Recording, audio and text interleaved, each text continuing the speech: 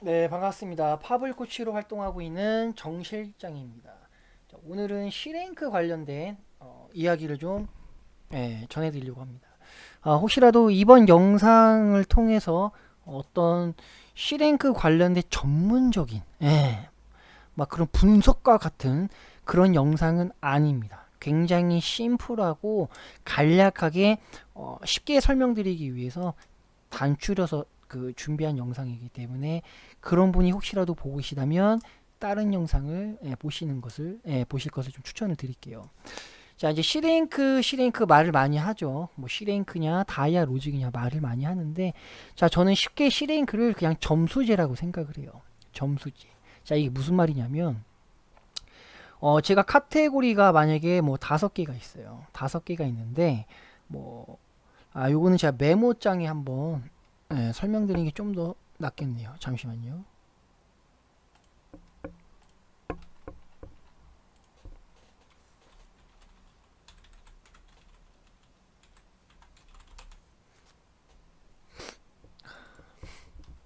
자, 볼게요.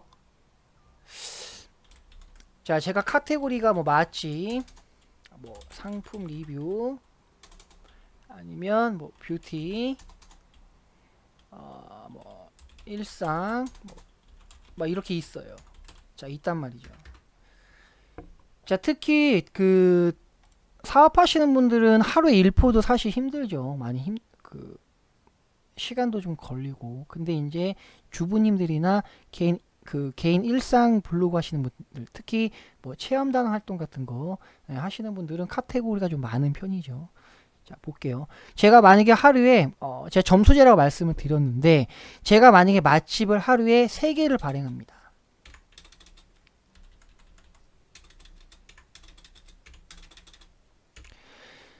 자, 포스팅당 카테고리당 내가 글을 발행했을 때 C랭크 점수가 부여가 됩니다. 그게 한 13점, 만점이 13점이라고 해요. 제 사부님 말씀. 저는 거기에 대해서까지는 분석을 못하고, 제가 알고 있는 그 정리된 본 기준으로 1점으로 그냥 가정을 하겠습니다.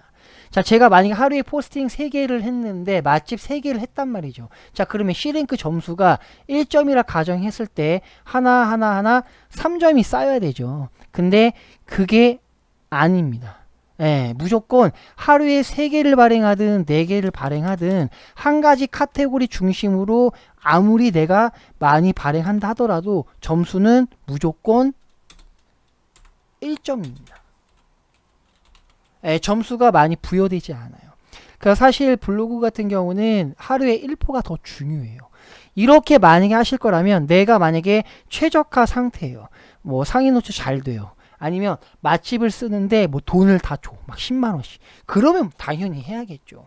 그게 아니라 내가 C랭크 블로그를 만들기 위해서 처음 시작하시는 분들은 이렇게 무분별하게 2개, 3개, 4개를 하루에 발행할 필요가 전혀 없습니다. 하루에 1포를 통해서 꾸준히 1점씩 쌓는 게 훨씬 더 중요하다는 거죠. 이 말씀을 제가 이제 드리고 싶은 거고, 그래서 사실은 블로그는 주제를 한 가지만 공략하시는 게 더 좋아요. 이렇게 카테고리가 많잖아요.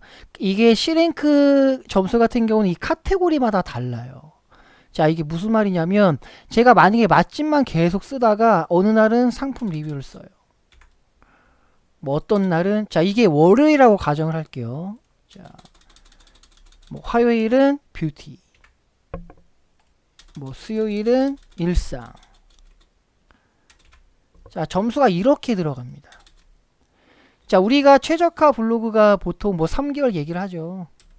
보통. 자, 근데 만약에 내가 카테고리가 많아요.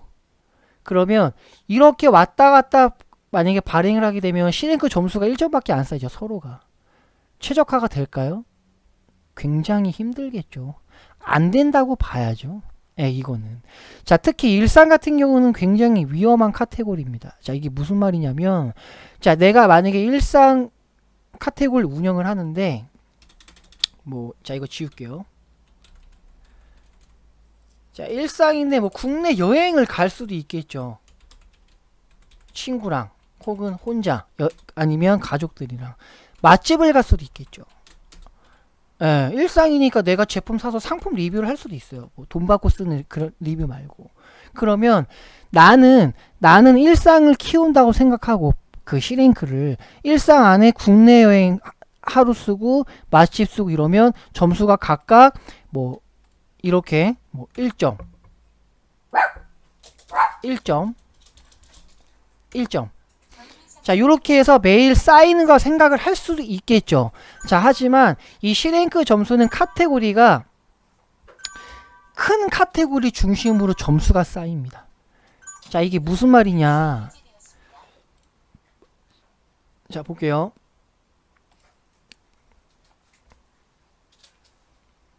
자 네이버의 블로그를 클릭하게 되면 자 여기 블로그 보이시죠? 자 블로그를 메일 카페 세 번째 블로그를 클릭하게 되면 주제별 보기라고 있어요. 클릭 한번 해보세요. 한번 따라해 보세요. 그러면 큰 관심 주제가 4개가 있습니다. 뭐 엔터테인먼트, 생활 노하우, 뭐 취미. 자 여기 한 개 클릭했을 때 밑에 보면 뭐 영화, 미술 막 나오죠. 뭐 생활 노하우는 육아, 결혼, 뭐 상품 리뷰, 뭐 패션, 애완, 뭐 국내 여행 이렇게 나오죠. 자 근데 내가 만약에 일상에다가 글을 썼어요. 어떤 글을? 국내 여행을. 그러면 국내 여행이라는 카테고리가 큰 카테고리가 있죠. 그럼 점수가 어디 쌓이느냐? 여기에 쌓입니다. 내가 일상인데 맛집을 썼다? 맛집 여기 있네요. 예. 여기에 쌓입니다. 상품 리뷰도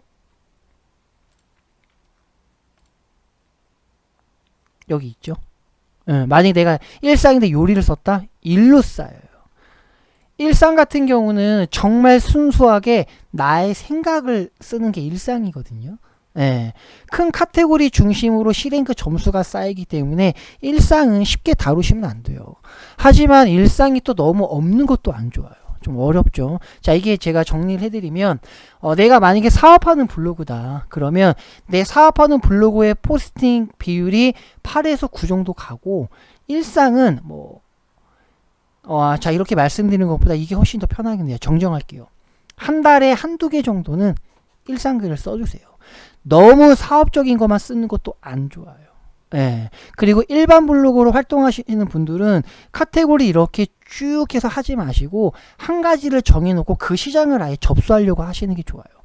뭐 여성분들은 뭐 뷰티, 젊으신 분들, 뭐 주부님들도 뭐 요즘에 다 관리 잘 하시니까 뭐 뷰티 해도 되겠죠. 아니면 뭐 상품 리뷰. 저한테 레슨 받으신 주부님들 중에서 레슨이 아니라 강의였죠. 단체 강의였는데 그분은 육아 쪽이었어요. 육아 쪽을 좋아하시더라고요. 그래서 육아 쪽을 계속 키우고 계세요. 예. 그렇게 한 가지를 정해놓고 하시는 게 훨씬 더 유익합니다. 자, 근데 반대로 보면 체험단 활동을 하실 때가 사실은 조금 위험하죠. 블로그를 키우는 데 있어서. 왜 그러냐면 거기는 뭐 굉장히 많잖아요. 뭐 맛집도 있고 뭐 상품 리뷰도 있고 뭐 뷰티도 있고.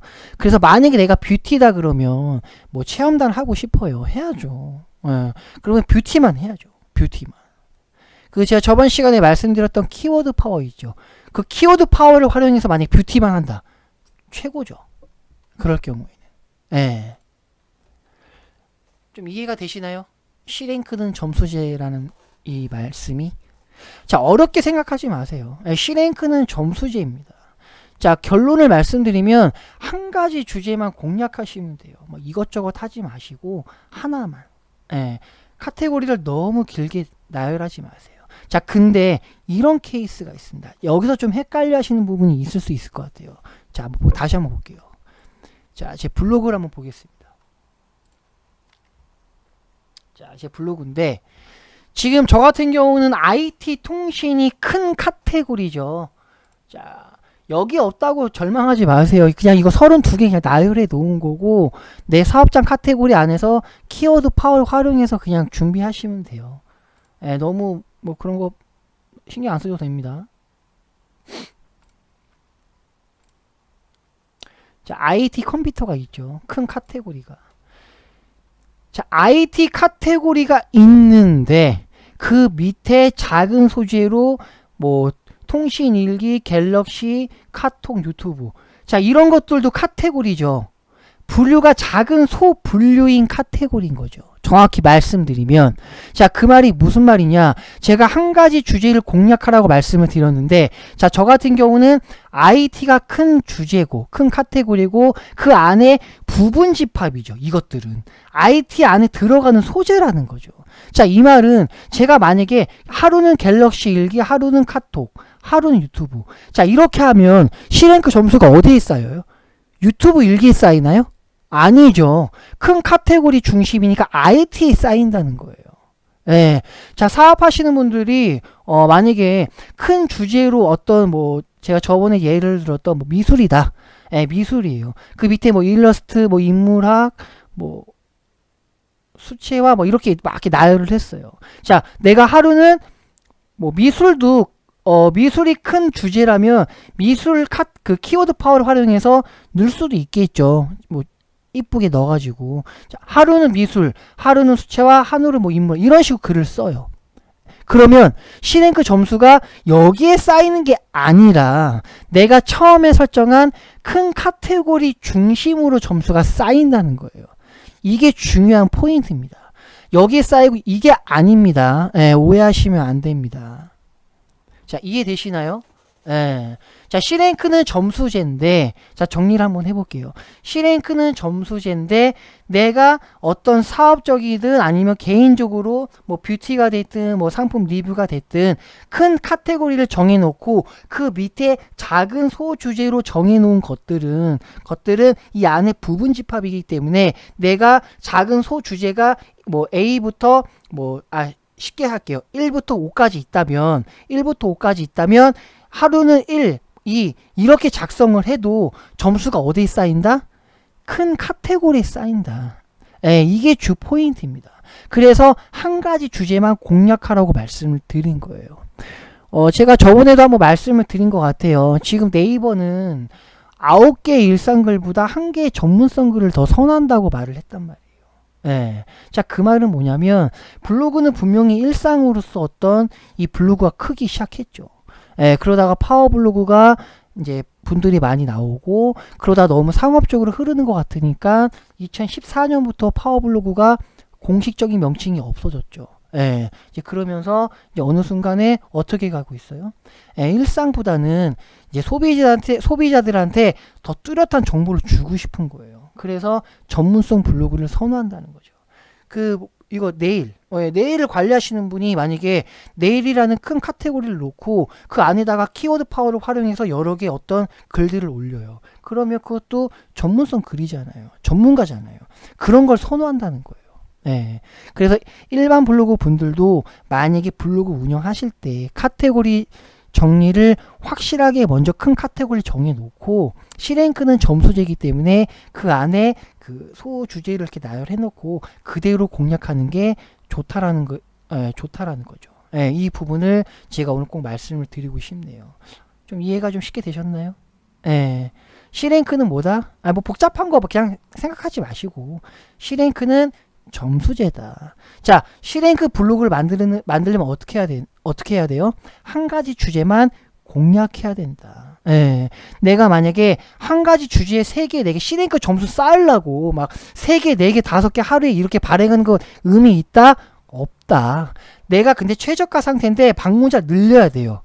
어떤 시즌 키워드가 있겠죠. 사업하시는 분들은. 자, 시즌 키워드가 어떤 보름짜리야 아니면 일주일짜리야. 그러면 어떻게 해야 돼요? 그때는 하루에 2개, 3개, 4개 발행해야죠. 예, 그때는 시즌 키워드니까. C랭크 점수가 뭐가 중요해? 방문자 수를 확 끌어당겨서 사람들한테 이거를 확 알려야 되니까. 예, 그게 홍보잖아요. 예, 그럴 때는 상관이 없지만 C랭크 블로그를 만들기 위해서는 하루에 1포가 중요하다. 내가 하루에 2개 발행하고 싶다? 참으세요. 차라리 그거를 주말이나 공휴일에 분명히 하루 1포하기 정말 힘듭니다. 킵해놨다가 C랭크 점수를 위해서 내가 발행 못하는 날에 그때 발행하세요. 그게 훨씬 더 효율적입니다. 이해되시나요? 예. 혹시 궁금하신 거 있으면 밑에 댓글 남겨주시면 제가 아는 선에서 저도 블로그 한지 13개월밖에 안 됐습니다. 사실. 예, 그러니까 제가 알고 있는 어떤 노하우를 설명을 드리는 거예요. 예, 그래도 뭐 도움이 되신다면 제가 답변을 드리겠습니다. 자, 오늘 영상은 여기까지고요. 자, 이제 오늘은 C랭크를 했죠. 그러면 이제 뭐가 나와야 돼요? 다이아 로직이죠. 예, 다이아 로직이 2018년도 5월달 경에 시스템이 적용이 되다가 본격적으로 모바일에 우리가 예전에는 그 모바일 앱 그 뭐죠? 블로그였는데 지금 뭐예요? 뷰죠. 요게 적용된 시점이 2018년 11월입니다. 예, 요때 약간 지갑 변동이 조금 있었죠. 예, 그래서 그 많은 분들이 그 C랭크가 좀 되시는 그 블로그 운영하시는 분들이 기존에는 모바일도 노출이 진짜 잘 되다가 갑자기 어느 순간 그 다이아 로직이 출연한 이후부터 모바일에 노출이 안 되고 PC에만 노출이 돼가지고 약간 소가리를 좀 하시는 분들이 분명히 계셨을 겁니다. 이 다이아 로직을 이해하지 못하면 모바일에 노출이 되지 않습니다. 왜 다이아 로직이 중요할까요? 자, 네이버 광고에서 잘 보세요. 분명히 소비자는 요즘에 웬만한 어떤 지출이나 그 상품 구매나 어떤 액션들이 어디서 이루어져요? 모바일이죠. 자, 모바일은 움직이는 인터넷입니다. 그렇기 때문에 다이아 로직은 반드시 알아야만 합니다. 예, 그래서 다음 시간은 다이아 로직에 관련된 영상을 준비할 예정입니다. 예,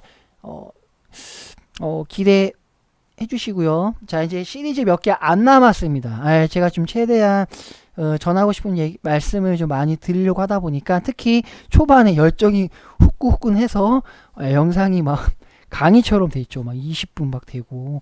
제가 그 영상을 좀 봤었어요. 제가 촬영한 거 당연히 제 거니까 제가 쭉 보거든요. 좀 아쉬운 부분들이 있더라고요. 좀 편집 좀 하고 이렇게 하고 싶은데 못했어요. 그래서 이제 저희 직원이 이제 말을 했던 게 영상은 좋은 것 같은데 강의 내용은 그 옆에다가 1, 2, 3번 이렇게 좀 나열하고 기본적인 거는 한다고 하더라고요. 지금 제가 영상 촬영하는 게 8번째입니다. 12개 시리즈 중에 8번째인데 아직 업로드한 게 하나도 없습니다. 일단은 다 찍어 놓고 그 다음에 이제 그 직원이 이렇게 정리 좀 하고 주기적으로 좀 발행할 예정이에요. 예, 예정이기 때문에 일단은 이렇게 약간 좀 부드럽지 못한 부분은 제가 뭐 처음에도 말씀드렸지만 좀 양해 부탁드리고 혹시라도 영상 안에 내가 생각했던 어떤 부분과 맞지 않거나 그러면 댓글 주시면 저도 뭐 100% 답은 아니잖아요. 그쵸? 제가 뭐 10년 이상한 저희 사부니처럼 그런 것도 아니고 제 나름대로 시작한 순간부터 분석한 자료를 토대로 연구하고 테스트한 토대로 어떤 노하우적인 거를 이제 말씀을 드리는 거니까 근데 제 나름대로는 괜찮은 것 같아요. 제가 해보니까 블로그는 사실 모든 게 다 그런 것 같아요. 지식보다 중요한 건 실적이죠. 예, 저 LG텔레콤에서 근무할 때 본사에서 근무할 때 이런 말이 있었습니다. 실적은 인격이다. 예, 맞는 말 같아요. 예, 블로그 운영하는데 이론 아무리 좋으면 뭐예요? 그렇지 않아요? 내가 노출하고 싶은 키워드 노출을 할 줄 알아야 그게 진짜 선수지.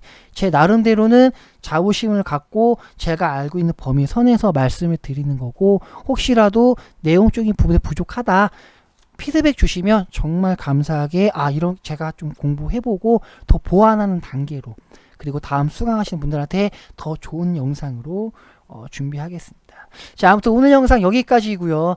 다음 시간에 다시 찾아뵙도록 하겠습니다. 시청해주셔서 감사합니다.